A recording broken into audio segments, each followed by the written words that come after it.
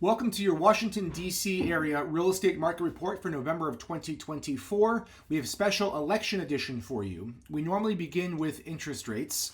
This time, however, we'll begin with some data about the effect of presidential elections on real estate markets. Now, this is all national data, not unique, not solely for our market. So this first chart is showing that the last 11 presidential cycles, going back to 1980, the year after, 9 out of 11 times saw an increase in the total number of homes being sold. So the two you see, 1981 and 1989, those two orange columns, those were the 2 years of the last 11 cycles where the prices decreased. Other than that, you see the green columns where the number of home sales, increased the year after the presidential elections. Okay. What about prices? This data shows in the last 8 presidential cycles, 7 of those led to higher home prices. Again, this is a national average, not just DC, but national average. 7 out of 8 led to higher home prices. And of course, the one orange column was 2009, which really had nothing to do with the presidential election. That was, of course, a major housing collapse. So in general, home prices increase after presidential elections. Part of that is that 8 of the last 11 presidential cycles, interest rates have decreased. So you can see here in 1980, 1992, and 2016, from July to November, on those 3 years, rates increased. The other 8 years, including 2024 now, so 9 of the last 12, interest rates were decreasing. So from July to November of 2024, interest rates came down. However, interest rates have been going back up since September. So as you can see here, this sort is from bank rate, that top blue line there, the 30-year fixed average is now approaching 7% again, 6.89, roughly what it was 3 or 4 months ago. However, a year ago, in November of 2023, interest rates were about 8 1/8. So interest rates have come down almost 1 1/4 point in that last year. However, in the last 6 weeks, rates have climbed back up. So what effect is this having on the market? Let's take a look. This first chart is showing all the new listings in the DC metro area. Again, not Washington, DC proper, but the DC metro area for the last 3 years broken down by month. And as you can see, there were a lot more homes listed in 2022 than in 2023, and we are just about equal with 2023. This is a year-over-year average, so everything you can see here is hovering around this double black line. That means the number of new listings this year was equal to last year, but last year was less than the previous year, which is less than the previous year. So we are flat on the number of new listings year over year, but it's flat from a lower baseline. So not a lot of new listings on the market. For the median home sale price, those continue to increase, however. If you look at the last few months, you see a slight dip. That is possibly seasonal data. Seasonal dips. Overall, the trend line of all 3 of these, red being detached homes, blue being all homes, and yellow being condos, all 3 of these lines are sloping upward as you move to the right. So the homes that are selling for higher prices. And you can see that on this chart, where this is the year-over-year difference. Everything above that double black line means it sold for a higher percentage than in that same month the previous year. So in general, what's selling in 2024 is selling at a higher price than 2023, which is higher than 2022, which is higher than 2021. Now this only counts the homes that sell. If the home doesn't sell, obviously it's not included in this data.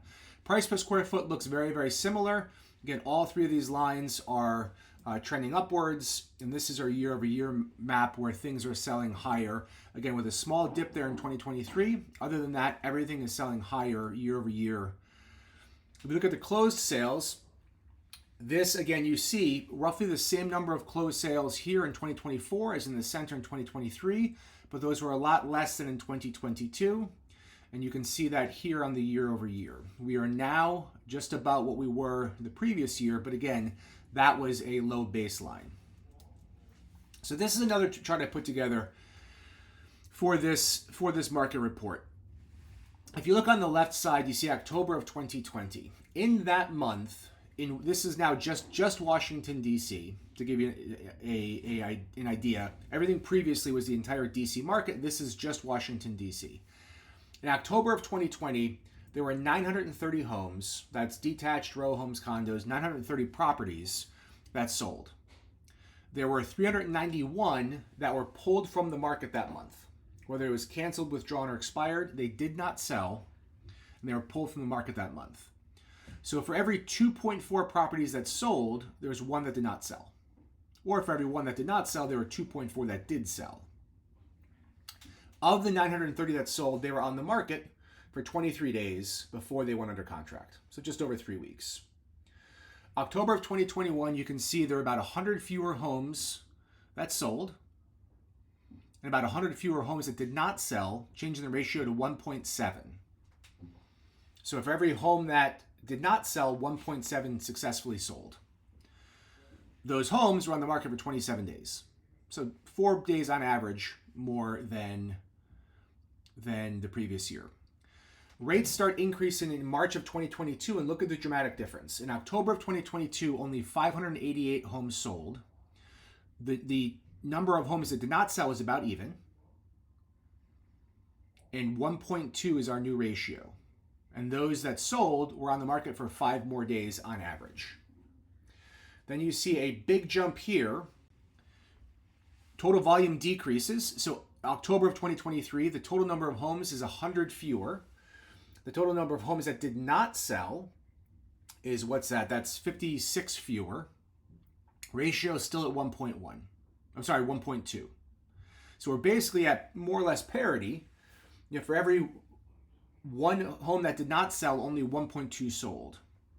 Days on market is still a month at 31 days. Now you look at October 2024, we are now inverted. So now more homes are not selling.